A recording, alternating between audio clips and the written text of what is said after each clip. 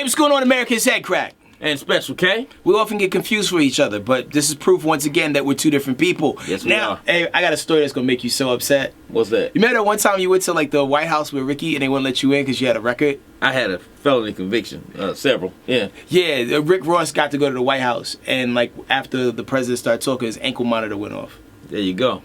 He deserved it. I'm hating. Yeah, but like, how did Rick Ross get in and you didn't get in? Cause he got hits. I just got jokes. You got hits, man. It changed the game. The president might be a little bit of a fan, perhaps. Hey, I was curious about that. When I read that story, it's like, you know who would be the most offended at this? Special K. And Rick Ross pretended to be let me see, he's Big Meech and Larry Hoover, so that's combined about 18 felonies. And his real name's Willie Roberts. Got in. So all them people got in before me. He's an actual person in disguise. But, you know, that's neither here nor there. Let's move it on. Love and Hip Hop Atlanta, it's a big thing. Love and Hip Hop New York is a big thing. You don't really hear much about, like, you know, the anticipation of Love and Hip Hop Miami. Like, if you was to put 3 people on that show, who would you put on? You gotta go Trick Daddy.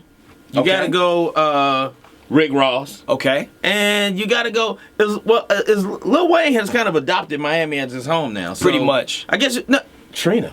You gotta go Trina. Dude, you're batting them out of the park. So Trina. Trick Daddy is definitely gonna be on Love and Hip Hop Miami. They're trying to get Trina, and Trina's like, oh hell no, dog. Trick Daddy is one of the most entertaining people in hip hop. Period. If you haven't heard any of his interviews, trust me, Trick Daddy is right up there with Plies. Yeah, they actually should put Plies on Love and Hip Hop Miami. If they put Plies on, really, they don't have to put nobody else on. That's the show right there. And I know Plies ain't from Miami. He's like probably about 300 miles away from there, but they should just make it happen. Exactly. Like, just get him an apartment somewhere so they can say he's in Miami. Like, you know, just like on like Real Housewives. None of these chicks are married. And just keep your finger on the dump button.